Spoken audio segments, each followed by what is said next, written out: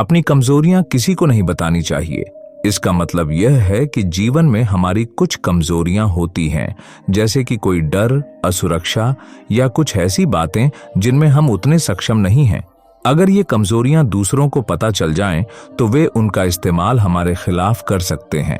इसलिए हमें अपनी कमजोरियों को समझदारी से संभालना चाहिए और केवल उन लोगों को बताना चाहिए जो हमारे बहुत करीब हैं और हम पर विश्वास करते हैं। चलिए इसे एक कहानी के माध्यम से जानते हैं।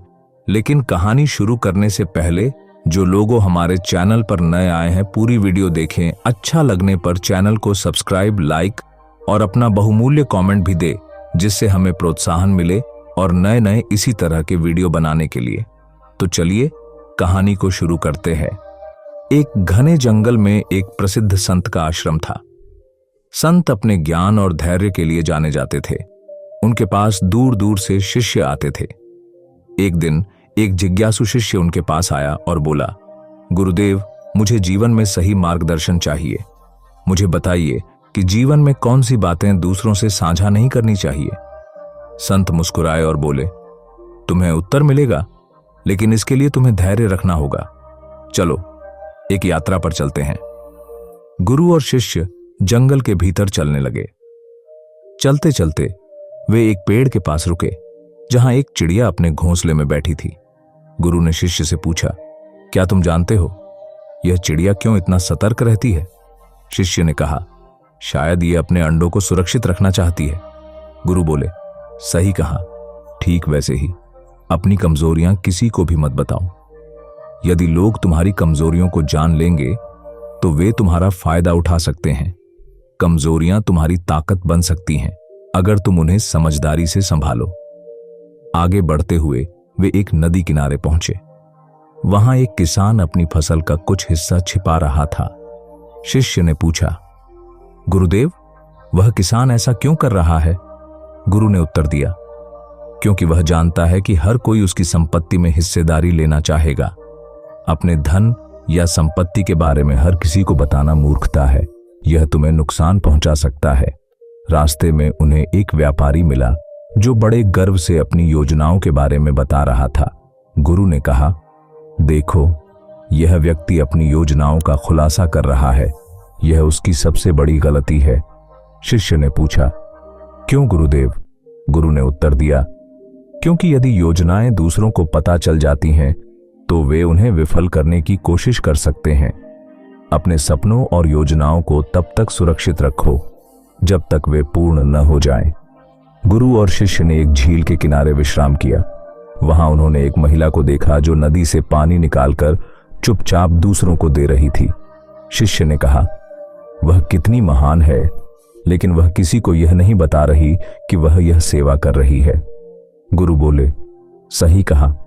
अपने अच्छे कार्यों का दिखावा मत करो। सच्चा त्याग वह है जो गुप्त रखा जाए। यदि तुम इसे सबके सामने प्रकट करोगे तो यह अहंकार बन जाएगा। थोड़ी देर बाद वे एक गांव पहुंचे। वहां उन्होंने देखा कि एक व्यक्ति दूसरों की निंदा कर रहा था। गुरु ने कहा, यह व्यक्ति अपने ही दुश्मनों को पैदा कर रहा है। शिष्य ने पूछा, कैसे? गुरु बोले, दूसरों की आलोचना करना न केवल तुम्हारी ऊर्जा बर्बाद करता है, बल्कि यह तुम्हें कटुता से भर देता है। आलोचना का मार्ग अपनाने से बेहतर है कि चुप रहो और अपनी ऊर्जा को सृजनात्मक कार्यों में लगाओ। गुरु और शिष्य ने देखा कि एक परिवार के सदस्य आपस में झगड़ रहे थे। गुरु ने कहा, देखो, ये लोग अपने निजी मामले दूसरों के सामने उजागर कर रहे हैं। इससे उनका आपसी विश्वास खत्म हो जाएगा। गुरु ने समझाया, अपने रिश्तों की समस्याओं को निजी रखो। दूसरों को अपनी पारिवारिक या निजी बातों का हिस्सा मत बनाओ। बाहरी लोग तुम्हारे रिश्तों को और अधिक बिगाड़ सकते हैं। आखिरकार गुरु और शिष्य आश्रम लौटे। गुरु ने कहा, आओ, मैं तुम्हें अंतिम और सबसे महत्वपूर्ण बात बताता हूं। शिष्य ने ध्यान से सुना। गुरु बोले, अपने गहरे आध्यात्मिक अनुभवों को हर किसी से साझा मत करो। यह तुम्हारा व्यक्तिगत सफर है। लोग इसे समझ नहीं पाएंगे और तुम्हें गलत समझ सकते हैं। गुरु ने कहा, याद रखो, इन 7 बातों को गुप्त रखना तुम्हारे जीवन को सशक्त और शांत बनाएगा। शिष्य ने गुरु को धन्यवाद दिया और कहा, गुरुदेव, आपने मुझे जीवन की सच्ची शिक्षा दी। मैं इन बातों को हमेशा याद रखूंगा।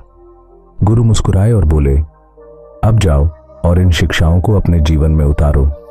यह जीवन में हर कोई उतार चढ़ाव का सामना करता है। समय चाहे अच्छा हो या बुरा, हमें शांत रहने की कला सीखनी चाहिए। यही हमें सच्चा सुख और सफलता दिला सकता है। आज की कहानी, समय कैसा भी हो, शांत रहना सीख जाओगे, आपके लिए एक प्रेरणा का स्रोत बनेगी। कहानी सुनने से पहले अगर आपने हमारे चैनल को सब्सक्राइब नहीं किया है तो कृपया सब्सक्राइब करें और बेल आइकन दबाएं ताकि आप हमारी हर नई कहानी से जुड़ सकें। बहुत समय पहले हिमालय की गोद में बसे एक छोटे से गांव में एक साधु का निवास था।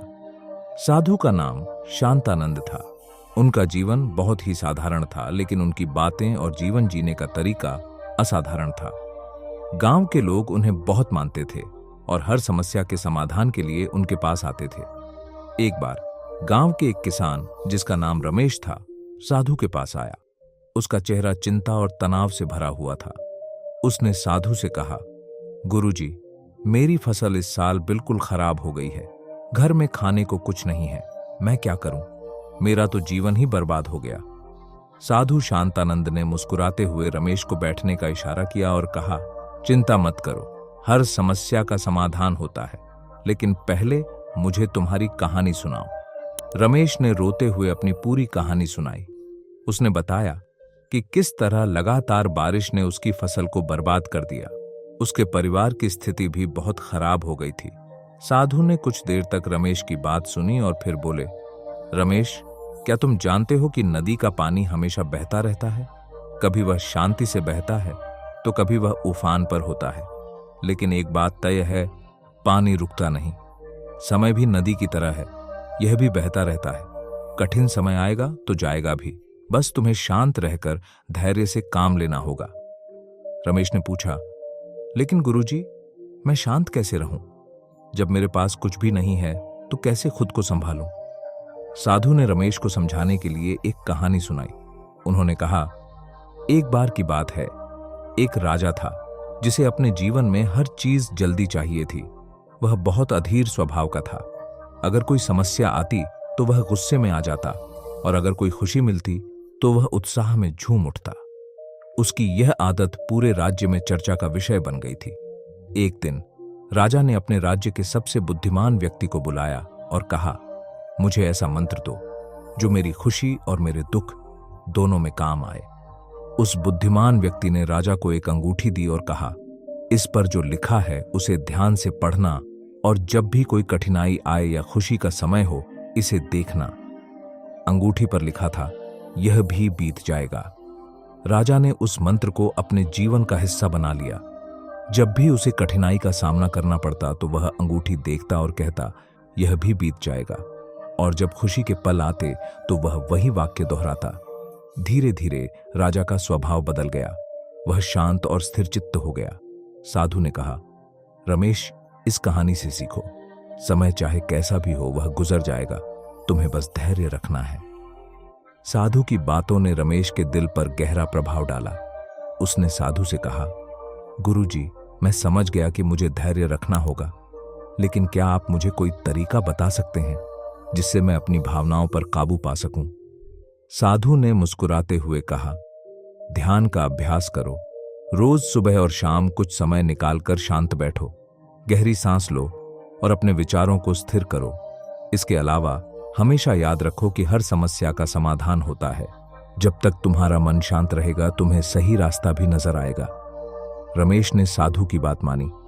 उसने ध्यान का अभ्यास शुरू किया और धीरे धीरे उसकी सोच में बदलाव आने लगा। अब वह हर परिस्थिति में शांत और स्थिर रहने की कोशिश करता। उसने अपनी फसल को सुधारने के लिए नए तरीके अपनाए और कुछ ही सालों में वह फिर से सफलता पाने लगा। रमेश के इस बदलाव ने पूरे गांव को प्रेरित किया। लोग उसकी सफलता के पीछे की वजह समझ गए और उन्होंने भी अपने जीवन में शांत रहने और धैर्य रखने का महत्व समझा। धीरे धीरे साधु शांतानंद की शिक्षा पूरे गांव में फैल गई। लोग अब हर परिस्थिति में धैर्य और शांति से काम लेना सीख गए। जीवन में कठिनाइयां और समस्याएं सभी के पास आती हैं, लेकिन जो व्यक्ति हर परिस्थिति में शांत रहना जानता है, वही सच्ची सफलता और सुख प्राप्त करता है। इस कहानी से हमें यह सीख मिलती है कि चाहे समय कितना भी कठिन क्यों न हो, हमें धैर्य और शांति का दामन नहीं छोड़ना चाहिए। अगर आपको यह कहानी पसंद आई हो तो हमारे चैनल को सब्सक्राइब करना न भूलें और अपने दोस्तों के साथ शेयर करें। धन्यवाद। जीवन में हर कोई कठिनाइयों का सामना करता है। ये चुनौतियां हमें मजबूती देती हैं, मगर अक्सर इनमें उलझकर हम निराशा महसूस करने लगते हैं। ऐसी स्थिति में किसी का मार्गदर्शन मिल जाए तो मन को शांति और राह को सरलता मिलती है। भगवान बुद्ध का जीवन और उनके उपदेश हमें सिखाते हैं कि हर परेशानी का हल हमारे भीतर है, बस सही दृष्टिकोण से उसे देखना होता है। इस कहानी में हम देखेंगे कि कैसे बुद्ध के विचार किसी भी मुश्किल परिस्थिति में हमें मार्ग दिखा सकते हैं। बहुत समय पहले की बात है। गौतम बुद्ध अपने शिष्यों के साथ एक गांव में आए हुए थे। यह गांव सुंदर और हरियाली से भरा था, मगर गांव के लोग अपने जीवन में परेशान और दुखी थे। गांव का मुखिया बुद्ध के पास पहुंचा और निवेदन किया, हे भगवान, हमारे गांव के लोग तरह तरह की परेशानियों से घिरे हुए हैं। कोई आर्थिक समस्याओं से परेशान है, कोई रिश्तों में उलझा हुआ है और कोई मानसिक शांति की तलाश में है। कृपया हमें कोई ऐसा उपाय बताइए जिससे हम सभी को शांति मिल सके। बुद्ध मुस्कुराए और गांव वालों को इकट्ठा करने को कहा। जब सभी लोग वहां आ गए तो बुद्ध ने अपनी बात शुरू की। जीवन में परेशानियां तो हर किसी के हिस्से में आती हैं, लेकिन कठिनाइयों से घबराना नहीं चाहिए। हर परेशानी में एक राह होती है, एक सीख होती है। आज मैं आप सभी को एक कहानी सुनाऊंगा जो आपके दिल और दिमाग को शांति देगी। सभी ने ध्यान से सुनने की तैयारी की। एक दिन की बात है। बुद्ध अपने एक शिष्य आनंद के साथ एक जंगल से होकर गुजर रहे थे। दिन भर की यात्रा के बाद वे दोनों एक पेड़ के नीचे बैठ गए। अचानक बुद्ध ने आनंद से कहा, आनंद, मुझे प्यास लगी है। पास में कोई जलाशय हो तो जाकर पानी ले आओ। आनंद तुरंत निकट के जलाशय की ओर चल पड़ा। जब वह वहां पहुंचा तो देखा कि पानी में कीचड़ मिला हुआ था। पानी के ऊपर सूखी पत्तियां और घास तैर रही थीं। आनंद यह देख निराश हो गया और वापस बुद्ध के पास आकर बोला, भगवान, पानी साफ नहीं है, उसमें कीचड़ और गंदगी है, इसे पीना ठीक नहीं होगा। बुद्ध ने शांत स्वर में कहा, कोई बात नहीं आनंद, थोड़ी देर बाद फिर से जाकर देखो। थोड़ी देर बाद आनंद फिर से उस जलाशय पर गया, लेकिन पानी अभी भी गंदा था। निराश होकर वह लौट आया और बुद्ध से कहा, भगवान, पानी अब भी साफ नहीं हुआ है। बुद्ध ने मुस्कुराते हुए कहा, कोई बात नहीं आनंद, समय और धैर्य दो सबसे बड़े शिक्षक हैं। थोड़ी और प्रतीक्षा करो, फिर एक बार और देखना। आनंद को बुद्ध की बात में गहराई महसूस हुई, मगर वह समझ नहीं पाया कि इसका अर्थ क्या है। थोड़ी देर बाद बुद्ध ने फिर से उसे पानी लाने के लिए कहा। इस बार जब आनंद जलाशय पर पहुंचा तो देखा कि पानी बिल्कुल शांत हो गया था और उसकी सतह पर तैरने वाली सारी गंदगी नीचे बैठ गई थी। अब पानी साफ था। आनंद ने बर्तन में पानी भरा और बुद्ध के पास ले आया। बुद्ध ने पानी पीते हुए आनंद से कहा, क्या तुमने देखा आनंद, जिस जलाशय का पानी गंदा था वही पानी समय और धैर्य से शांत होकर साफ हो गया। इसी प्रकार हमारे मन में भी जब अशांति होती है तो वह हमारे जीवन में कठिनाइयां उत्पन्न करता है। हमें केवल धैर्यपूर्वक प्रतीक्षा करनी चाहिए। मन भी शांत होगा और हमारे विचार भी स्पष्ट हो जाएंगे। तब हमें हर समस्या का हल अपने आप दिखने लगेगा। बुद्ध की यह सीख गांव वालों के लिए बेहद महत्वपूर्ण थी। उन्होंने समझाया, जीवन में हर परेशानी को लेकर जल्दबाजी में कोई निर्णय लेना उचित नहीं है। कभी कभी हमें बस धैर्य और समय के साथ चलने की आवश्यकता होती है। जैसे जलाशय का कीचड़ नीचे बैठ गया और पानी साफ हो गया, वैसे ही हमारे जीवन की परेशानियां भी धीरे धीरे दूर होती जाती हैं। बस हमें उनके ऊपर शांत और स्थिर रहना होता है। गांव के लोग बुद्ध की बातों को सुनकर हैरान थे। एक युवक ने पूछा, भगवान, लेकिन कई बार हम इतनी निराशा में घिर जाते हैं कि धैर्य रखना कठिन हो जाता है, तब क्या करें? बुद्ध ने कहा, ऐसे समय में हमें अपने मन को उस जलाशय की तरह देखना चाहिए। यदि हम परेशान हैं तो हमें एक शांत स्थान पर जाकर कुछ समय बैठना चाहिए। अपने विचारों को आने दो और उन्हें धीरे धीरे जाने दो। किसी भी समस्या का हल तभी मिलेगा जब हमारा मन शांत और स्थिर होगा। बुद्ध की बातों से गांव के लोग प्रोत्साहित हुए और उन्हें एक नई दृष्टि मिली। अब वे अपनी समस्याओं को एक नए दृष्टिकोण से देखने लगे। कोई भी परेशानी आए, वे घबराने के बजाय धैर्य और शांति से उसका हल खोजने लगे। बुद्ध के इस उपदेश के बाद गांव का माहौल बदल गया।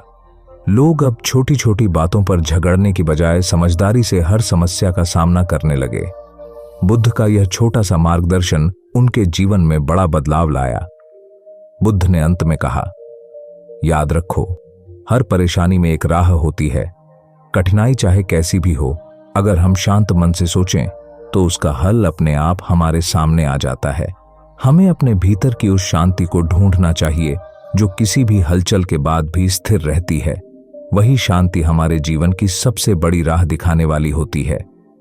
गांव के लोगों ने बुद्ध के इस संदेश को अपने जीवन का हिस्सा बना लिया। जिंदगी एक संघर्ष है जिसमें हर दिन हम अपनी सीमाओं का सामना करते हैं। कई बार हम हार मानने की स्थिति में पहुंच जाते हैं, जहां हमें लगता है कि अब कोई उम्मीद बाकी नहीं है। लेकिन यही वह क्षण होता है जब हमें ठहरकर अपने भीतर की शक्ति को पहचानना होता है। बुद्ध ने भी अपने जीवन में अनेकों कठिनाइयों का सामना किया, लेकिन उन्होंने कभी हार नहीं मानी। उनके जीवन की कहानियां हमें यह सिखाती हैं कि कैसे अडिग धैर्य और सही दृष्टिकोण से हम किसी भी चुनौती पर विजय पा सकते हैं। कहानी शुरू होती है हजारों साल पहले, जब सिद्धार्थ गौतम, जिन्हें हम आज बुद्ध के नाम से जानते हैं, अपने जीवन के उत्तरों की तलाश में थे। यह समय था जब सिद्धार्थ राजमहल की विलासिता और ऐश्वर्य को छोड़कर सच्चे ज्ञान और मुक्ति की खोज में निकले थे। उनके जीवन का यह सफर उस समय की सबसे बड़ी प्रेरणादायक कहानियों में से एक है, जिसने लाखों लोगों को अपनी जिंदगी को बेहतर बनाने का मार्ग दिखाया। सिद्धार्थ का जन्म एक राजकुमार के रूप में हुआ था। उन्हें हर तरह की सुख सुविधाएं दी गई थीं, लेकिन उनके मन में हमेशा कुछ सवाल उठते थे। वह सोचते थे, जीवन का असली अर्थ क्या है? सुख और दुख के चक्र से कैसे बाहर निकला जा सकता है? जब उन्होंने जीवन की वास्तविकताओं को पहली बार देखा, बुढ़ापा, बीमारी और मृत्यु, तो उनके मन में एक गहरा परिवर्तन हुआ। उन्हें लगा कि संसार में केवल सुख की खोज करना अस्थायी है और यह जीवन का अंतिम सत्य नहीं हो सकता। यह वह समय था जब उन्होंने सब कुछ त्यागने का निर्णय लिया। वह अपने राजमहल, परिवार, पत्नी और नवजात पुत्र को छोड़कर जंगलों में तपस्या और ध्यान करने निकल पड़े। यह उनकी जीवन की सबसे महत्वपूर्ण यात्रा थी, जिसने उन्हें बुद्धत्व की ओर अग्रसर किया। बुद्ध का मार्ग आसान नहीं था। जब उन्होंने ज्ञान की खोज शुरू की, तब वह विभिन्न गुरुओं के पास गए, उनसे शिक्षा ली और कठोर साधना की। उन्होंने अनेकों कठिन तपस्याएं की, अपनी इंद्रियों को नियंत्रण में लाने के लिए लंबे समय तक उपवास किया और शारीरिक रूप से स्वयं को बेहद कमजोर कर लिया।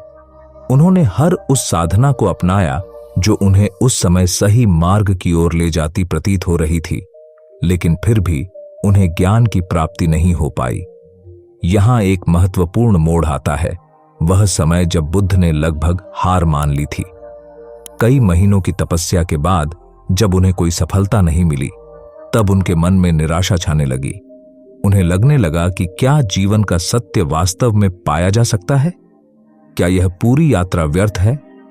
यह वह क्षण था जब सिद्धार्थ ने खुद से सवाल किया कि क्या वास्तव में वह सही दिशा में है? इसी निराशा में एक दिन बुद्ध ने निर्णय किया कि वह अब कठोर तपस्या छोड़ देंगे। उन्होंने सोचा कि यह कठोरता उन्हें उनके उद्देश्य तक नहीं पहुंचा सकती। फिर उन्होंने एक सामान्य जीवन जीने का निर्णय लिया और सही दृष्टिकोण से ध्यान करने का मार्ग अपनाया। यह निर्णय उनके लिए जीवन का सबसे बड़ा मोड़ साबित हुआ। उन्होंने एक पीपल के पेड़ के नीचे ध्यान लगाना शुरू किया और अपने भीतर की शांति को खोजने का प्रयास किया। उन्होंने खुद से कहा, जब तक मुझे सत्य की प्राप्ति नहीं होती, मैं इस स्थान को नहीं छोड़ूंगा। और फिर उन्होंने ध्यान करना जारी रखा, बिना किसी हार या निराशा के। यह उनका दृढ़ निश्चय था, जिसने अंततः उन्हें बुद्धत्व प्राप्त करने में मदद की। सिद्धार्थ ने जब ध्यान में गहराई से प्रवेश किया, तब उन्होंने जीवन के सबसे गहरे रहस्यों का अनुभव किया। उन्हें समझ में आया कि जीवन के दुखों का कारण क्या है और उनसे कैसे छुटकारा पाया जा सकता है। उन्होंने इस सत्य को समझा कि सभी दुखों का कारण इच्छा और मोह है और इन्हें समाप्त कर जीवन में शांति प्राप्त की जा सकती है। इस ज्ञान की प्राप्ति के बाद ही वह सिद्धार्थ गौतम से बुद्ध बने, अर्थात जागृत या ज्ञान प्राप्त व्यक्ति।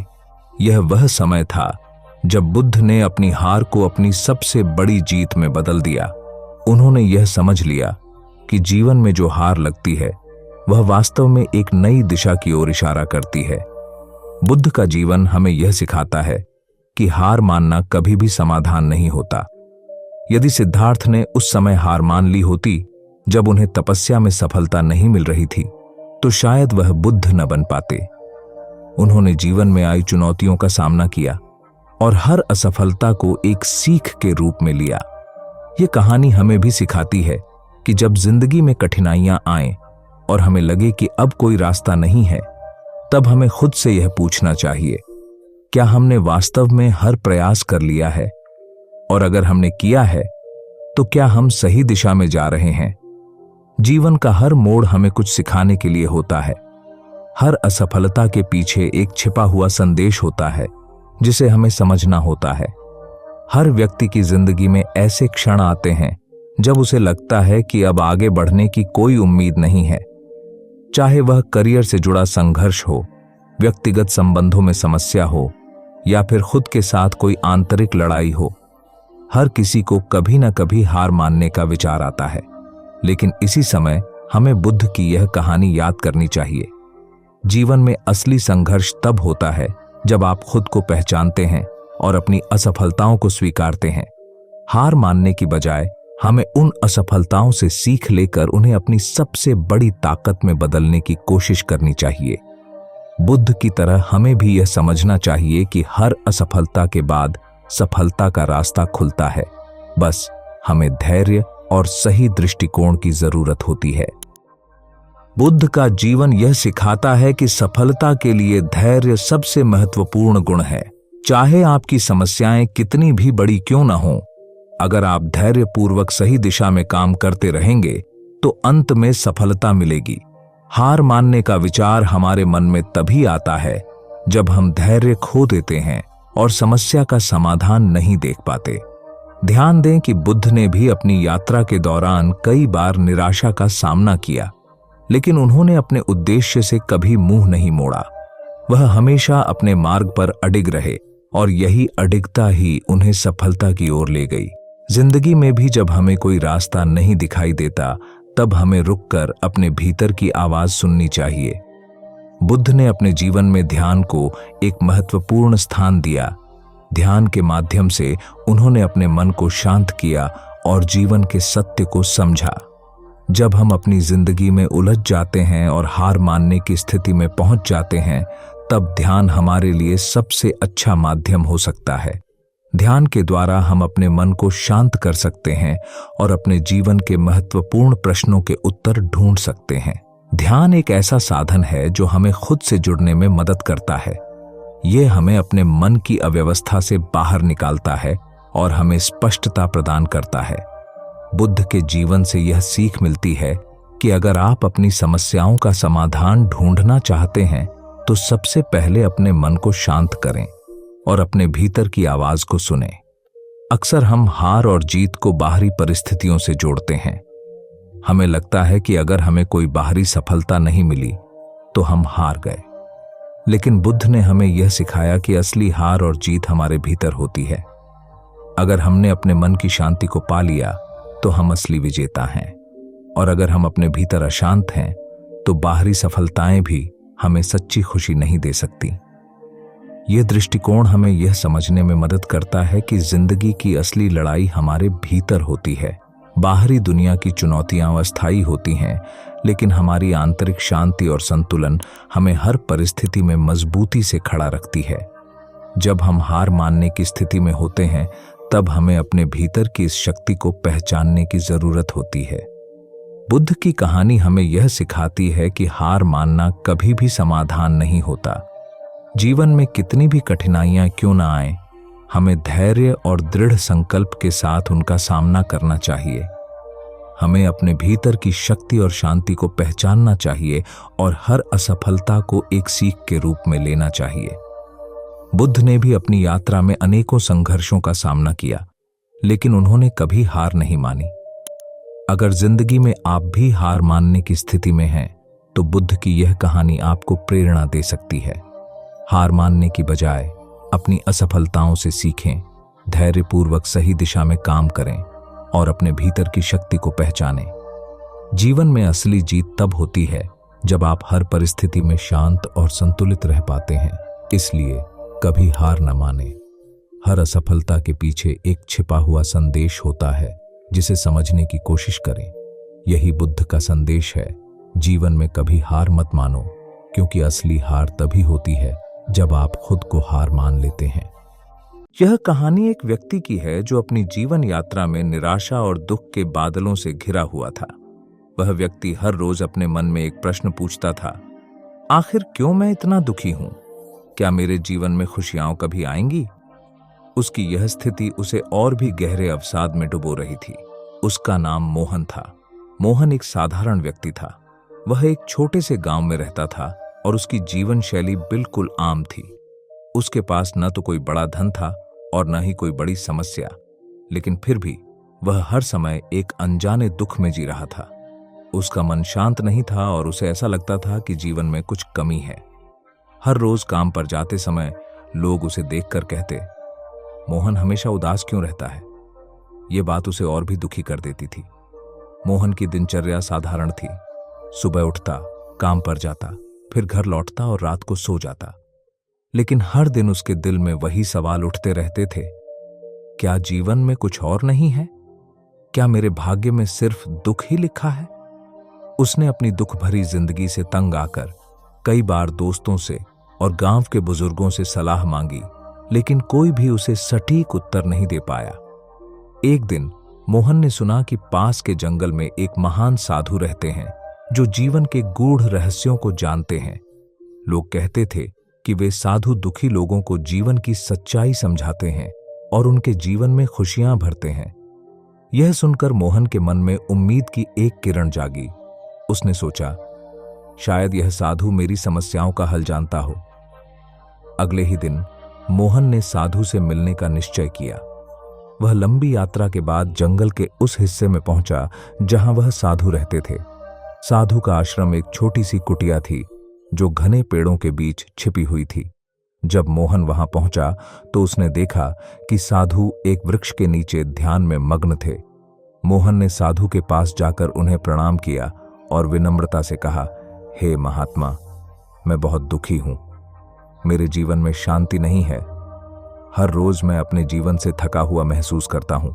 कृपया मुझे बताइए कि मैं इस दुख से कैसे बाहर आ सकता हूं। साधु ने अपनी आंखें खोलीं और मोहन की ओर ध्यानपूर्वक देखा। उनकी आंखों में असीम करुणा और समझ की झलक थी। उन्होंने शांत स्वर में कहा, पुत्र, दुखी होने का कारण यह है कि तुम अपने जीवन की सच्चाई को नहीं समझते। जब तक तुम जीवन के असली अर्थ को नहीं जानोगे, तब तक तुम्हारे मन में यह असंतोष और दुख बना रहेगा। मोहन ने आश्चर्य से पूछा, महात्मा, जीवन का असली अर्थ क्या है? मैं कैसे इसे समझ सकता हूं? साधु ने उसे पास बिठाकर कहा, तुम्हारा दुख इसलिए है क्योंकि तुम हमेशा बाहरी दुनिया में खुशियों की तलाश कर रहे हो। धन, सम्मान और दूसरी भौतिक वस्तुओं में खुशी तलाशना एक अस्थायी अनुभव है। ये चीजें तुम्हारे मन को कभी भी स्थायी शांति नहीं दे सकती। असली खुशी तुम्हारे भीतर है। तुम उसे तब तक नहीं पा सकते जब तक तुम आत्मजागरण और सच्चे आत्मबोध को नहीं समझोगे। साधु ने कहा, सबसे पहले तुम्हें यह समझना होगा कि जीवन में जो कुछ भी होता है वह तुम्हारी सोच और प्रतिक्रिया पर निर्भर करता है। जीवन में हर परिस्थिति तुम्हारे विकास का एक हिस्सा है। अगर तुम इसे स्वीकार कर लेते हो तो दुख अपने आप कम हो जाएगा। मोहन ने पूछा, स्वीकृति का क्या मतलब है महात्मा? साधु ने समझाया, स्वीकृति का अर्थ है कि तुम जीवन में जो भी हो रहा है उसे वैसे ही स्वीकार करो जैसा वह है। जो कुछ भी तुम्हारे जीवन में हो रहा है उसे बदलने का प्रयास किए बिना पहले उसे पूरी तरह स्वीकार करना सीखो। जब तुम ऐसा करते हो तो तुम अपने अंदर एक शांति का अनुभव करते हो। मोहन ने सोचा, क्या मैं वास्तव में अपने दुखों को स्वीकार कर सकता हूं? क्या इससे मुझे राहत मिलेगी? लेकिन वह समझ गया कि शायद यही उसकी सबसे बड़ी समस्या थी। वह अपने जीवन की कठिनाइयों और समस्याओं को स्वीकार नहीं कर पा रहा था। साधु ने आगे कहा, दूसरा कदम यह है कि तुम अपनी खुशी की तलाश बाहर न करो। लोग अक्सर सोचते हैं कि जब उनके पास धन होगा, अच्छे संबंध होंगे या समाज में प्रतिष्ठा होगी, तभी वे खुश होंगे। लेकिन असली खुशी किसी बाहरी चीज से नहीं मिलती, बल्कि तुम्हारे अपने मन और आत्मा की शांति में होती है। मोहन ने पूछा, महात्मा, मैं अपनी अंदरूनी खुशी को कैसे पा सकता हूं? साधु ने उत्तर दिया, तुम्हें सबसे पहले अपनी इच्छाओं को समझना होगा। इच्छाएं ही तुम्हारे दुख का मूल कारण है। जब तुम अपने मन को शांत करोगे और अपने भीतर झांकोगे, तब तुम अपनी आत्मा की शांति को महसूस कर पाओगे। ध्यान और साधना के माध्यम से तुम इस स्थिति को प्राप्त कर सकते हो। साधु ने आगे कहा, तीसरा महत्वपूर्ण तत्व है दूसरों की सेवा करना। जब तुम अपने दुख से बाहर आकर दूसरों की मदद करने के लिए कुछ करते हो, तो तुम्हारा मन खुद ब खुद शांत हो जाता है। सेवा ही असली धर्म है। मोहन ने पूछा, सेवा करने से मुझे क्या मिलेगा? साधु ने कहा, सेवा करने से तुम्हें यह एहसास होगा कि जीवन सिर्फ तुम्हारे बारे में नहीं है। दूसरों की खुशी में तुम्हारी खुशी छिपी है। जब तुम दूसरों की सहायता करते हो तो तुम्हारा दुख छोटा हो जाता है और तुम्हारे दिल में करुणा और प्रेम का संचार होता है। साधु की बातों से मोहन के मन में एक गहरा परिवर्तन हुआ। उसने सोचा, सच में मैं हमेशा अपनी खुशियों की तलाश बाहर करता रहा हूं, जबकि असली खुशी तो मेरे अंदर ही है। वह साधु के चरणों में झुका और कहा, महात्मा, आपने मेरी आंखें खोल दी। अब मैं समझ गया हूं कि मेरा दुख केवल मेरी ही सोच का परिणाम था। साधु ने मुस्कुराते हुए कहा, तुम्हारी यात्रा अब शुरू हुई है। ध्यान, स्वीकृति और सेवा के मार्ग पर चलो और तुम्हें तुम्हारे सभी प्रश्नों का उत्तर मिल जाएगा। उस दिन के बाद मोहन का जीवन पूरी तरह बदल गया। वह अब अपनी हर परिस्थिति को स्वीकार करने लगा। वह हर दिन कुछ समय ध्यान करता और अपने भीतर की शांति का अनुभव करने की कोशिश करता। साथ ही वह दूसरों की सेवा में भी लगा रहता। गांव के लोगों ने देखा कि मोहन अब हमेशा मुस्कुराता रहता है। उसकी आंखों में एक नई चमक थी। वह अब दूसरों को भी प्रेरणा देने लगा और जीवन के सच्चे अर्थ को समझाने लगा। लोग जब उससे पूछते, मोहन, तुमने यह सब कैसे सीखा? मिलती है कि जीवन में दुख और कष्ट आना स्वाभाविक है, लेकिन हम इसे कैसे देखते हैं और कैसे अनुभव करते हैं, यह हमारे अपने हाथ में है। जब हम जीवन की परिस्थितियों को स्वीकार करना और अपने भीतर शांति की तलाश करना सीखते हैं, तभी हम सच्ची खुशी को पा सकते हैं। हमारे दुख का असली कारण हमारी इच्छाएं, अपेक्षाएं और बाहरी दुनिया में खुशियों की तलाश होती है। असली सुख और शांति भीतर से आती है। जब हम अपने जीवन को सेवा, ध्यान और स्वीकृति के मार्ग पर चलाते हैं, तभी हमें जीवन का असली अर्थ समझ में आता है और हम दुख से मुक्त हो जाते हैं।